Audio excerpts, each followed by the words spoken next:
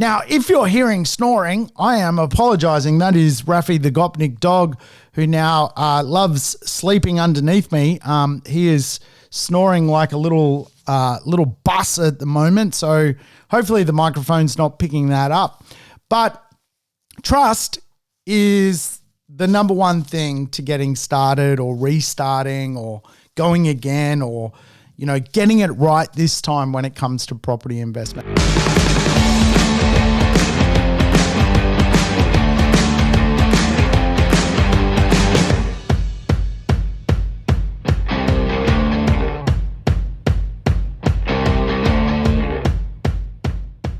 Welcome to the Urban Property Investor. I'm your host, Sam Saggers, here to help you crack the code of real estate wealth. Today's show, an absolute cracker for dysfunctional people. Yes, we are doing the 5 dysfunctions of a property investor. And I tell you what, the reason I wanted to do this show, I wanted to create a 2-part series, if you like. I want to guide you into buying the best possible assets to make you the most possible money when it comes to real estate. And I thought about, well, a lot of people are actually getting started listening to this podcast, and also people are getting restarted when it comes to property investment. So I wanted to go through some of the dysfunctions today. So next episode, you can crack on and do what I refer to as the 12 golden rules when it comes to property investment. Yes, next episode, you're going to have the golden ticket to Willy Wonka's golden factory when it comes to property investment. But this episode, we need to knuckle down and do some work when it comes to dysfunctions. Why are people dysfunctional?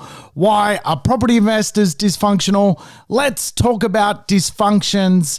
And I tell you what, if that doesn't sound exciting, well, I'm sorry about that, but we have some work to do when it comes to being a property investor. So today's show is all about planting the seed so you can create a great life later when it comes to your investments. And I guess we all say, you're going to pay the bill for your lack of investment later in life. Like the bill for that is in the post. So you need to be an investor. You're living in a capitalist country.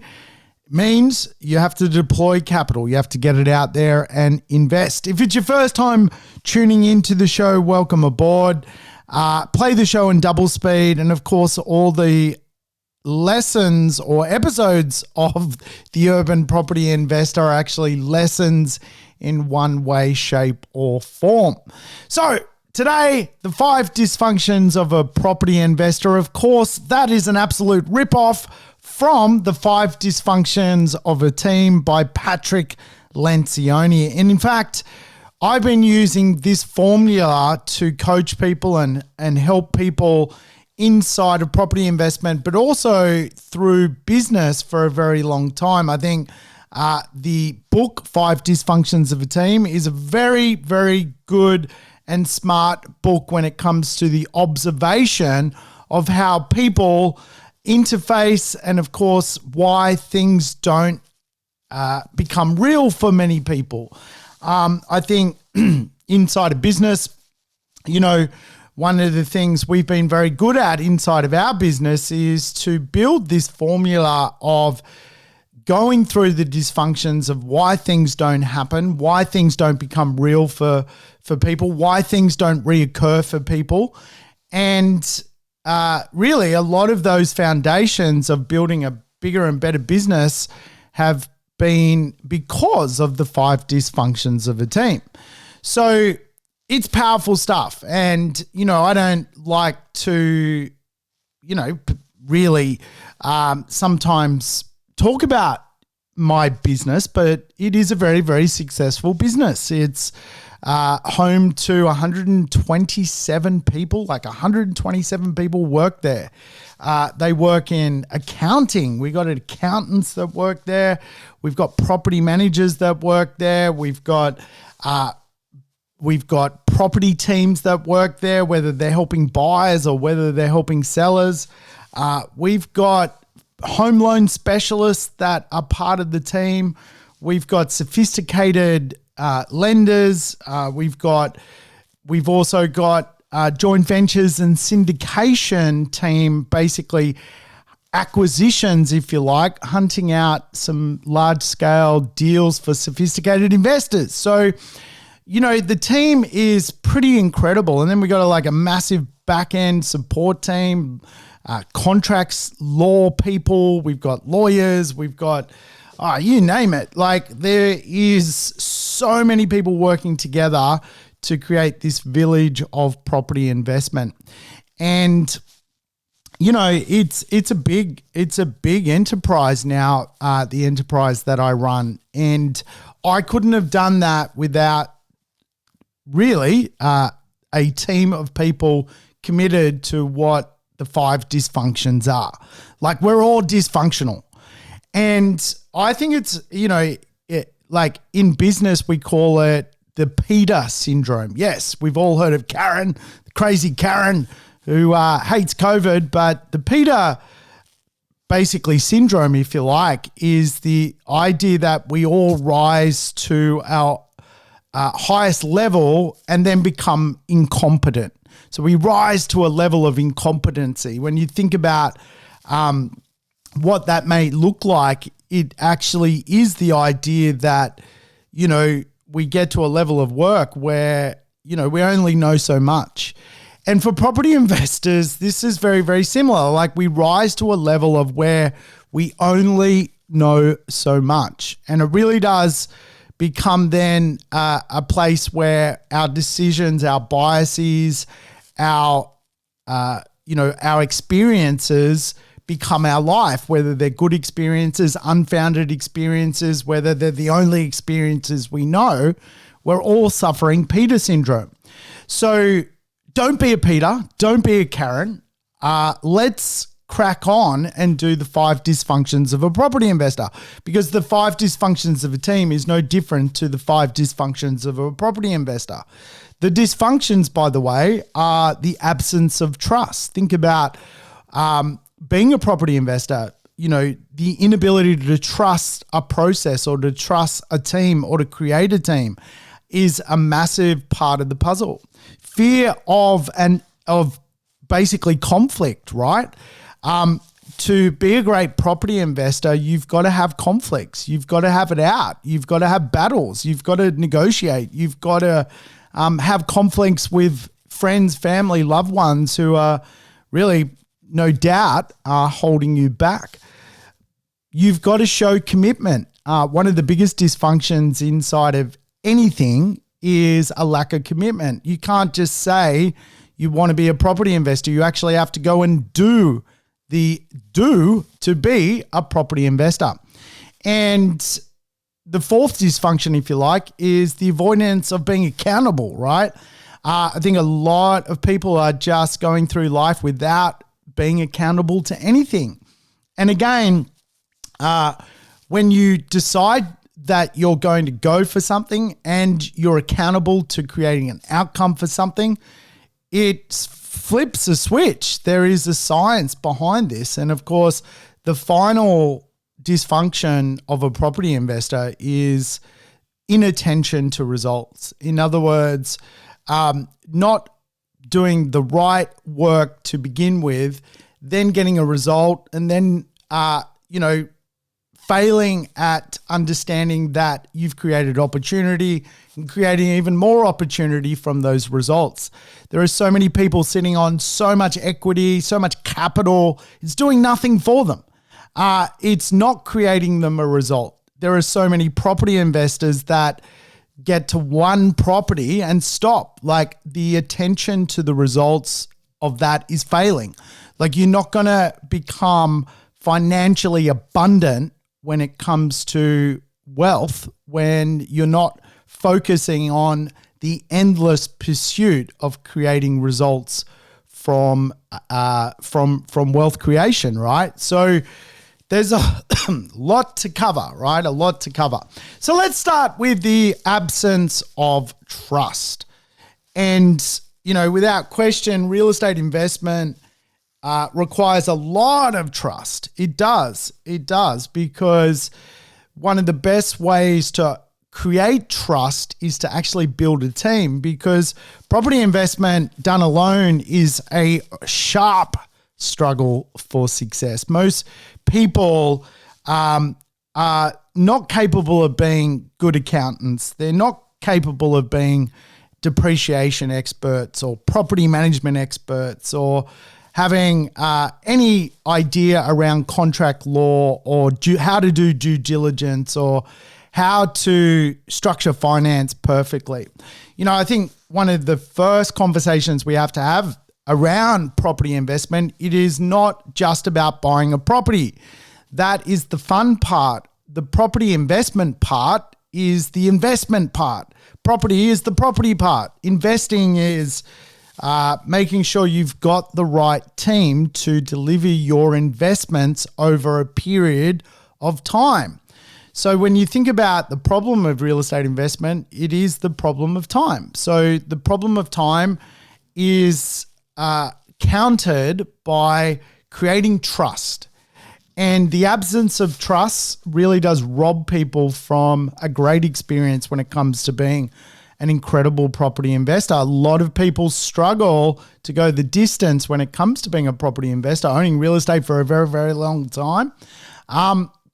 And they do that, and that happens because one single formula, trust. They do not know who to trust. They do not know what team to create, if you like.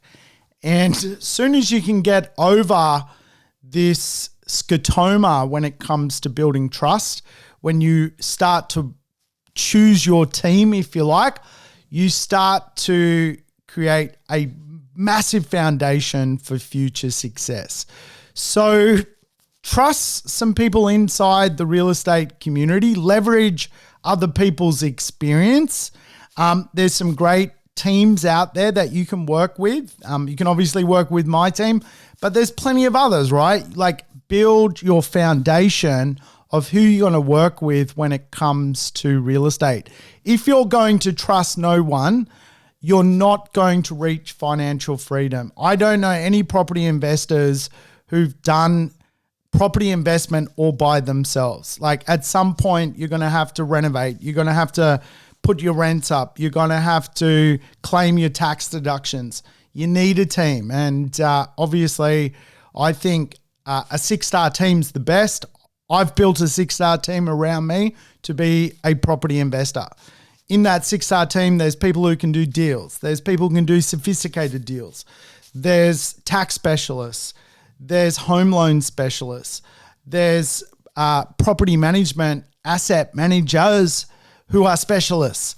There are resale property people who are specialists. Like, the amount of people you glue to yourself by trusting that other people are going to be functional and building functionality with them is one of the keys to property success.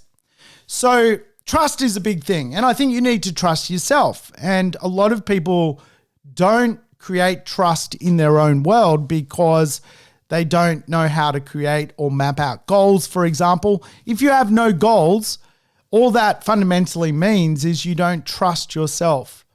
And again, like, goals inside of the economy are important, right? Like, obviously, we've all heard of, doing goal setting, things like creating specific goals that have a specific outcome, measurable goals which you can account for, achievable goals which, are not pie in the sky, relevant goals which obviously are realistic, and time-based goals which are, going to be measured over a period of time.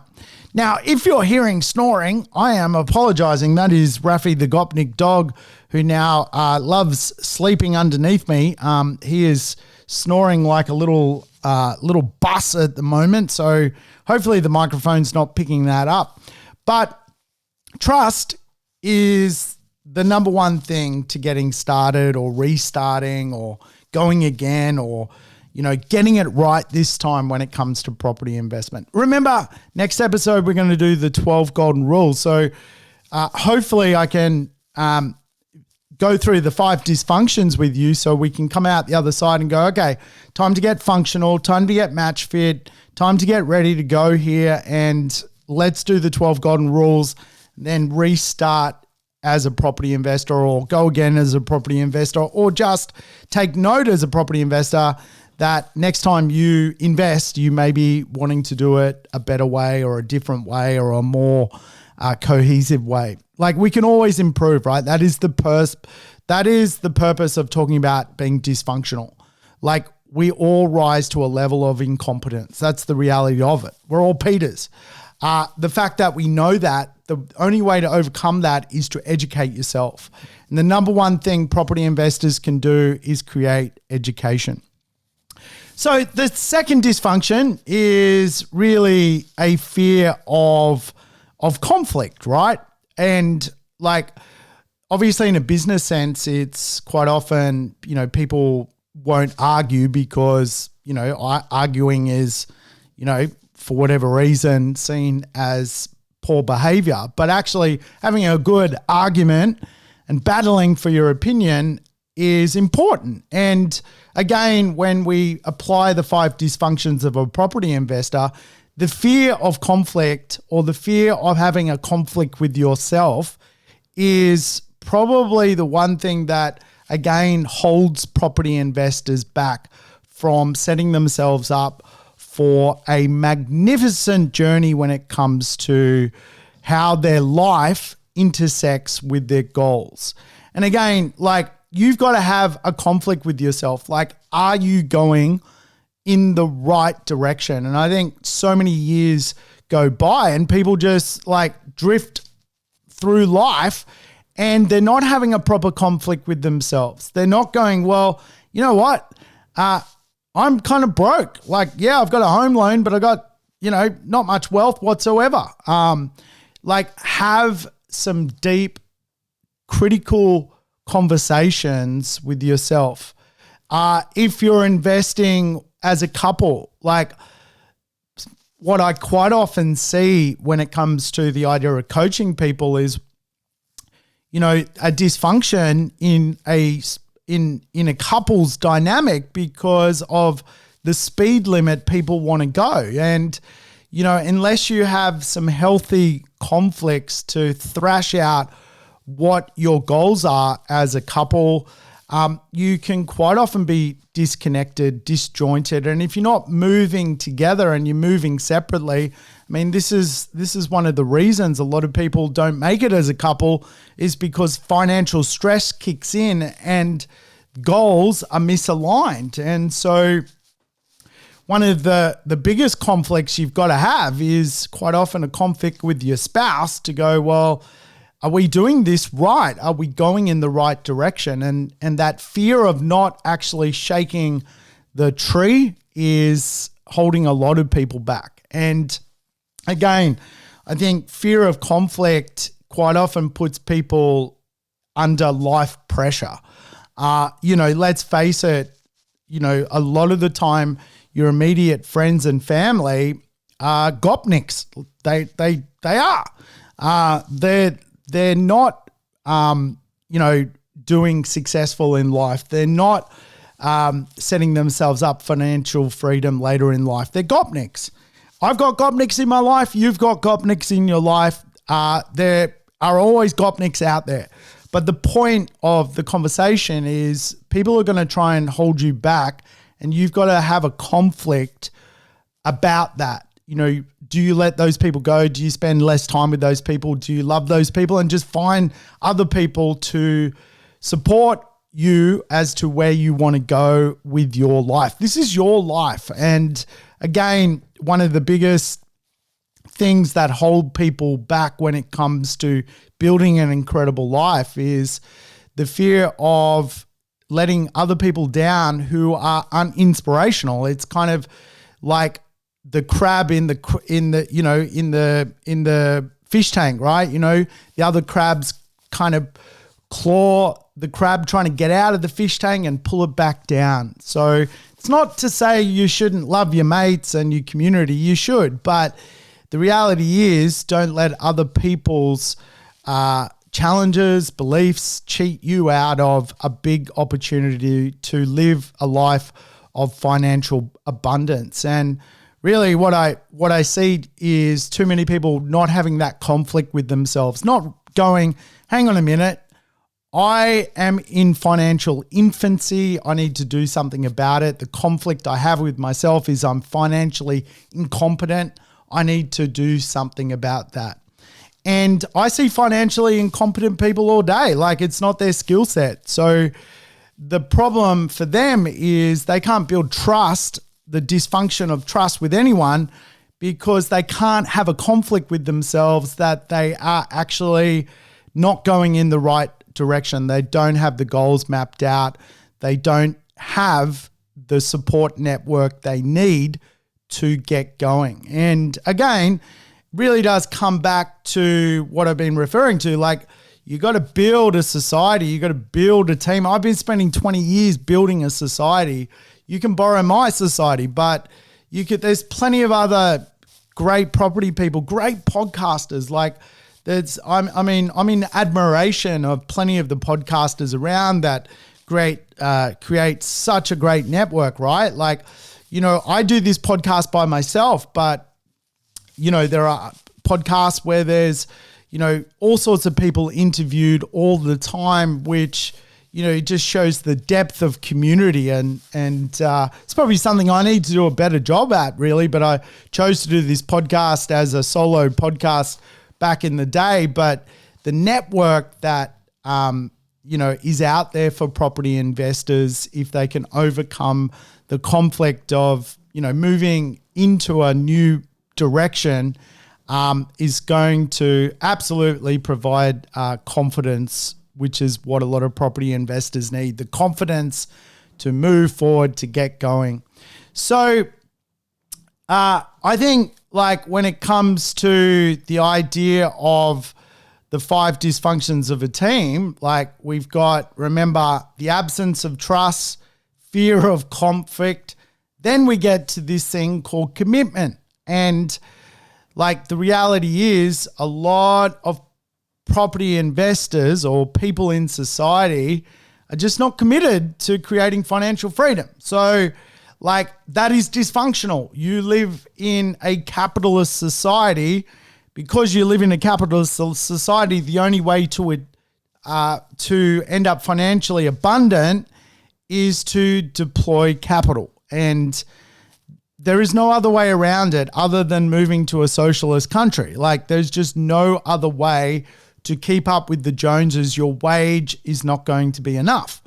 So statistics, like, you can look at every statistic that's ever been created by the Australian Bureau of Statistics, and it tells you what's going to happen. You're going to end up on the pension. So commitment, it's the next dysfunction. Like, are you going to commit to this thing? And again, like, there are varying degrees of how committed people are. Again, some people flirt with property investment. They buy one property and soon realize it's probably not going to be enough. Like, to commit to being financially abundant, from going from financial infancy or illiteracy to abundance, needs a lot of stuff to happen. It's a 20-year journey. The commitment is over 20 years. Along the way, can you speed up making money out of real estate? Of course you can. You can buy well, you can add value to real estate, you can do what I do, which I refer to as dumbbell investing. As you know, there's 2 sides to the weight, if you like, of a dumbbell. One side and the other side. I do my buy and hold on one side of my investments. On the other side of the dumbbell, I trade real estate, I armchair develop, I do alternative investing. And along the journey, I get paid to own, buy and hold real estate.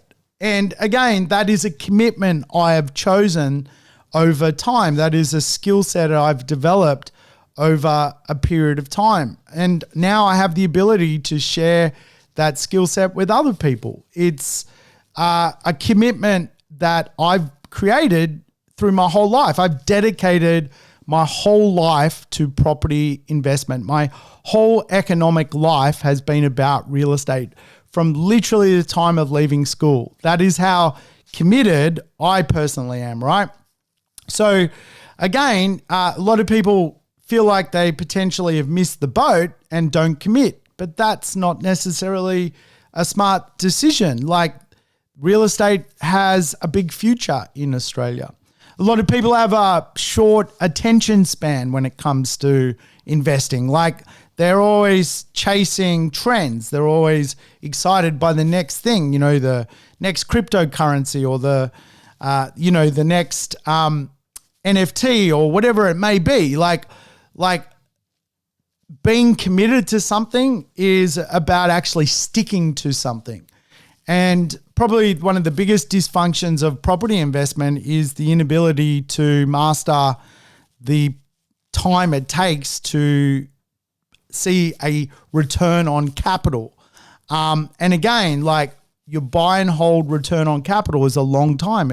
You're buying stuff and you're committing to it. You're committing to the period of time it takes to get the result. And that is a long period of time. Can you speed that up? Yeah, you can do some alternative investing. It's just the way it works, right? Like, you can, deploy capital into armchair investments, right? But the point is, like, you've got to choose what you're going to commit to. And, I see a lot of people flirt with, I'm going to be a renovator this week. Oh, now I'm doing subdivisions. Now I'm trying this. Now I'm trying that. And, people cheat themselves out of big opportunities when it comes to becoming wealthy because they actually don't want to own real estate for a long period. People don't like owning stuff, right? People don't even like committing to stuff. Like, people today, like, are reluctant to even get married. Like, it's a real dysfunction, and you've got to be able to commit to a clear set of defined goals and variables over a period of time to be a successful property investment. I think you've also got to commit to how much time you're going to devote to being a property investor. Like, it's like, doesn't require you full time, but it does require you to take on responsibilities of checking in with your property managers, checking in with your finance team, checking in with your tax team, and getting shit done, right? And so again, the easiest way to approach this is by having the right people around you, because you, as the property investor, really only need to make one major vital decision, and that is choosing the right asset. Next podcast, I'm going to give you the 12 golden rules of choosing the right asset. You're going to Willy Wonka's chocolate factory. You've got the golden ticket. I've given you the golden ticket. You'll be in the chocolate factory next episode. But we've got to be able to commit to this thing, which is property investment. And it is not a share. It is not Bitcoin. It is repairs, it's maintenance, it's interest rates going up. It's the real deal. And it'll be interesting with what we perceive to be coming with interest rate adjustments. We've never had really Generation Millennial has never borrowed money in an interest rate environment which is rising. And as we know, like, they often referred to as the generation which is quite cavalier. They're quite sort of, I'm going to try something else this week. So I'll be very interested to see what happens if the millennials stick it out and love their real estate, or they actually go, you know what, I don't really like owning things. I'm more of a minimalist. I'd prefer not to have anything. It'd be very, very interesting, because we are about to go into a very, very real social experiment based on what money is worth and how a certain demographic generation has been perceived to be. The 18 jobs in 10 years kind of human being. Obviously, I'm Gen X, so you get one job, you stick to it, you do it for life. Sounds boring as batshit, doesn't it? But it's worked out. It's worked out for me, so I'm pretty happy about basically doing the one skill for my entire life, learning, committing to something and never stopping at it, just getting better. Every time I become incompetent, every time I become Peter, I start to work out how to be, better at what I do. So lack of commitment is the dysfunction. And again, you got to use some real numbers here. You've got to really understand that you are committing to an outcome, a financial outcome. That's the only reason you become a property investor. So commit to a number. What is your mathematical number to stop going to work? Is it $100,000 passive income? How are we going to achieve that? What is your commitment to that? What is your time frame to get there? What do you need to let go to be successful at that? And when you start committing to things, you start to realize just how much you waste, right? You waste on feel-good things. When you start to go, you know what? I would prefer to save to buy my second or third property and use a little bit of equity, a little bit of savings, a little bit of cash than feeling good about a pair of shoes. You're starting to commit. And, one of my best friends is the ultimate person who cannot commit to anything. And I love hanging out with him because the study of the lack of commitment is just really creating a massive dysfunction in his life. The average time he owns real estate, 2 years. 2 years. And then he's like, I hate this. I'm not going to commit to this. I'm going to move on. I'm going to do this. And some years he makes some money, some years he loses some money, but he just won't commit. And I think when you decide what you want from life, and if real estate's part of it, you've got to be about obsessing about getting to the destination, right? You got to know your destination. These are the rules, right? You've got to obsess about what it looks like on the other side. And when you obsess about what it looks like on the other side, even if a roadblock is put in front of you, you're going to go around it, right? You're going to know that you've got obstacles to get to where you need to go. And man, there's so many obstacles that are put in front of you to reach where you want to go, and so much unclear territory that it really does create a challenge for people, and they become dysfunctional and they opt out. So dysfunctions are a real thing. Remember, we have absence of trust, conflict, commitment, accountability, and attention to results. So let's move on to accountability.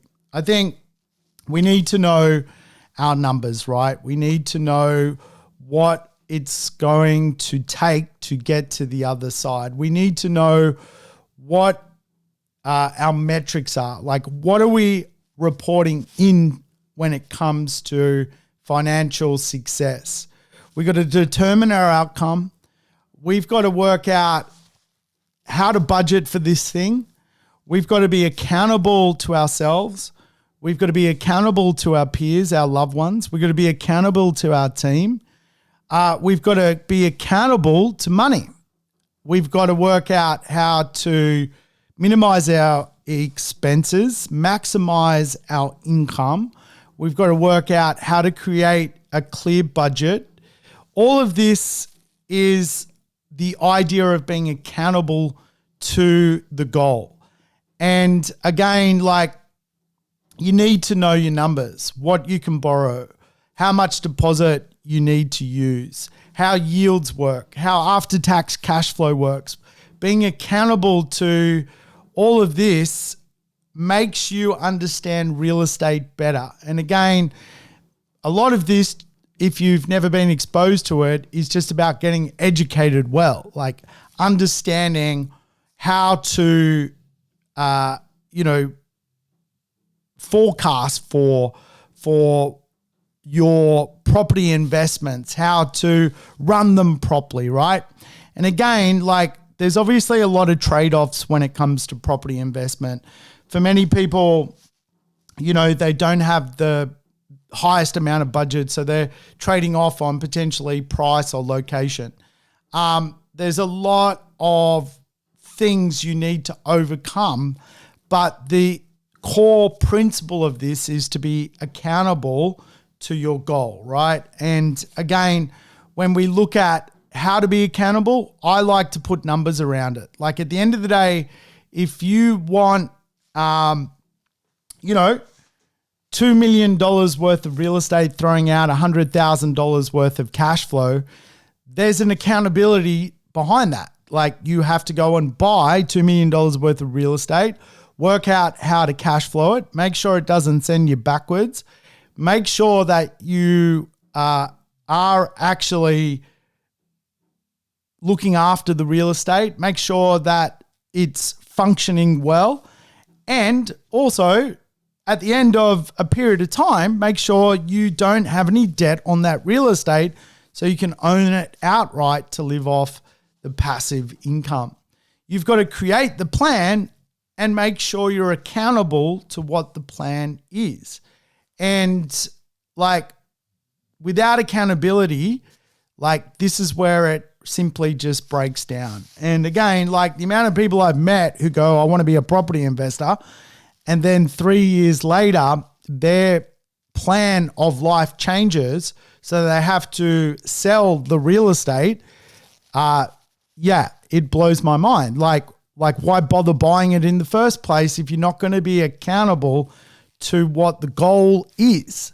So it's a big, big conversation. And I heard, a cool podcast up. Stuart Weems mentioned this the other day on one of his podcasts.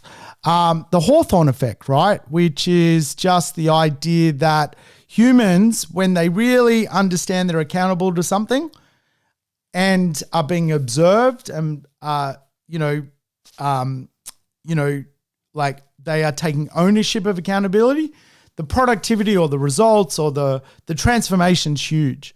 When you're not held to account for anything, it's just chaos. It's just chaos. And I always like to be accountable to what I set out, and I like to measure that accountability year on year. Like I like to know that my net worth has improved year on year. I like to know that my social friends and so forth have improved. I like to know my health and wealth has improved. My hobbies have improved. I'm very, very accountable. And I do that through time capsuling. Like I always write a letter to myself and I get someone else to mail me that letter in the snail mail, if you like. And, I always get it a year later and assess how I've gone with what I wanted because I planned for it. I look over the horizon. So accountability is huge. And I think one of the biggest gifts for property investment is to create opportunity, the accountability of creating opportunity. And again, the attention to creating opportunities is a big part of being a property investor.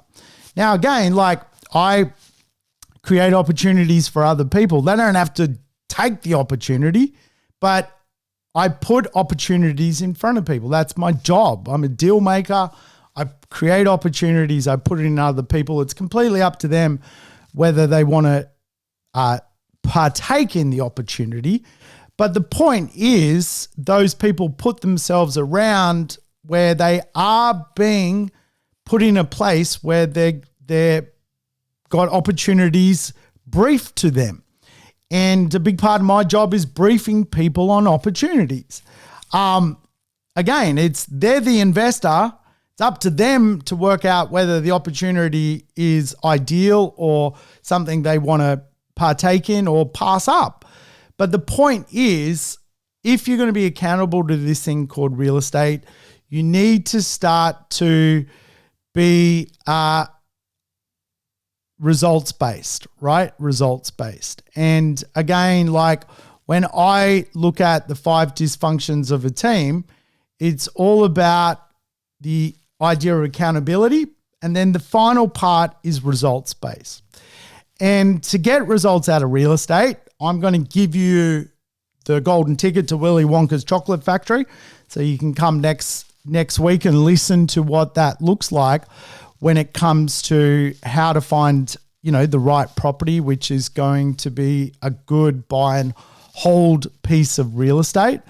But when it comes to your the metrics around the idea around attention to results, like there's 2 things you've got to set up to get results out of real estate. One is deal flow, opportunities, if you like. You've got to be able to get results out of real estate by having more opportunities than anyone else put in front of you.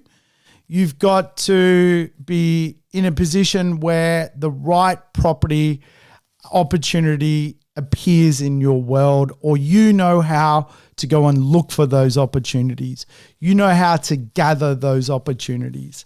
Because again, like when we analyze real estate, the best real estate gets the best results. Like the best real estate, to be brutally honest with you, you'll never see it online because no one ever sells it because it's the best real estate.